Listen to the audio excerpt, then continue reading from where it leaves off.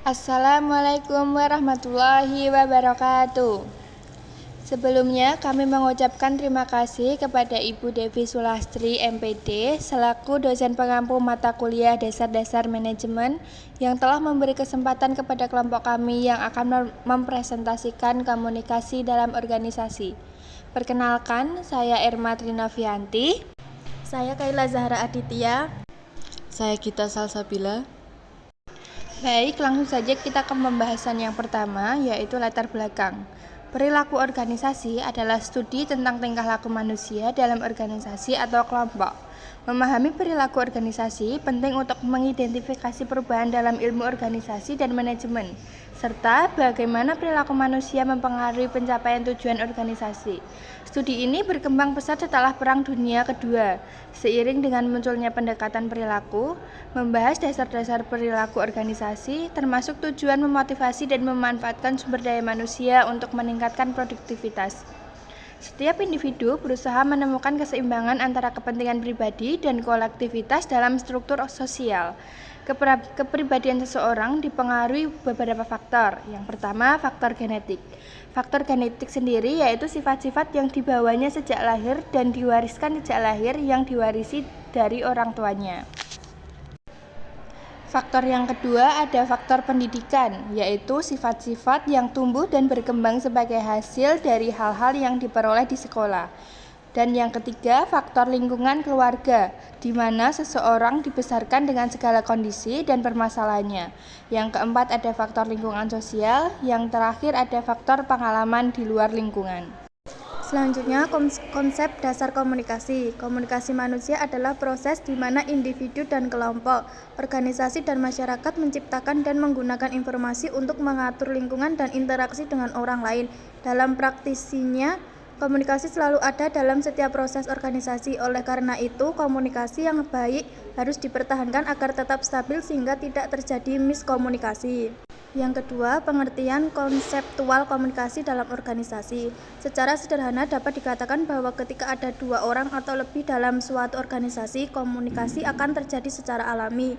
Organisasi berfungsi sebagai wadah kegiatan bagi individu yang melaksanakan berbagai tugas untuk mencapai tujuan bersama. Mereka beroperasi dalam struktur hubungan yang ditentukan oleh masing-masing peran. Dinamika perilaku yang muncul merupakan hasil dari negosiasi antara pencapaian yang diperlukan dan yang ada, yang mempengaruhi produktivitas baik kelompok maupun individu, sehingga menunjukkan bahwa organisasi adalah sistem kerjasama antara dua orang atau lebih yang secara sadar dimasukkan untuk mencapai tujuan. Selanjutnya ada proses komunikasi dalam organisasi. Istilah proses dalam komunikasi pada dasarnya menjelaskan tentang bagaimana komunikasi itu berlangsung melalui berbagai tahapan yang dilakukan secara terus-menerus, berubah-ubah, dan tidak ada henti-hentinya dalam rangka penyampaiannya pesan. Komunikasi sangat berperan dalam menjaga kebutuhan manusia karena komunikasi dibangun sebagai sebuah mekanisme penyesuaian diri untuk manusia. Dalam proses komunikasi akan ditemukan berbagai elemen-elemen. Elemen inilah yang membuat komunikasi berjalan secara efektif dan efisien. Selanjutnya ada jaringan komunikasi dalam organisasi. Komunikasi merupakan bagian yang tidak terpisahkan dari suatu organisasi.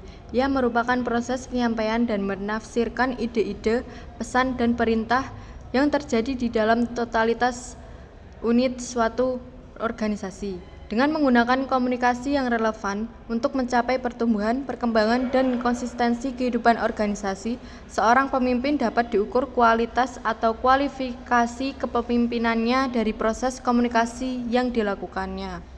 Komunikasi yang baik memberikan motivasi. Komunikasi juga mendorong suatu rasa berpartisipasi dan membangkitkan perhatian yang besar akan pekerjaan. Membagi informasi untuk perhatian dan keuntungan timbal balik memberi dorongan vital bagi rasa seorang pegawai bahwa ia masuk dalam golongan. Jenis-jenis komunikasi dalam organisasi. 1. Komunikasi ke bawah dan ke atas. Komunikasi mengalir dari puncak ke tingkat-tingkat bawah suatu organisasi dan dari tingkat-tingkat bawah ke tingkat-tingkat manajemen yang lebih tinggi. 2. Komunikasi formal dan informal.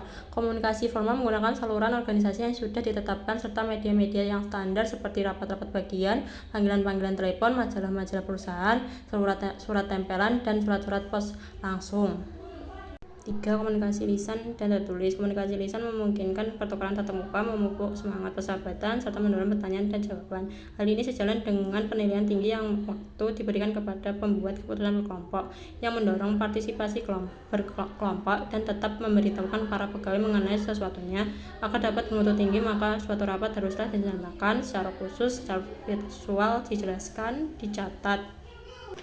Baik, dari presentasi kami hari ini dapat disimpulkan bahwa komunikasi dalam organisasi merupakan suatu proses penyampaian pesan yang dapat berupa pesan informasi, ide, emosi, keterampilan, dan sebagainya, melalui simbol atau lambang yang dapat menimbulkan efek berupa tingkah laku yang dilakukan dengan media-media tertentu.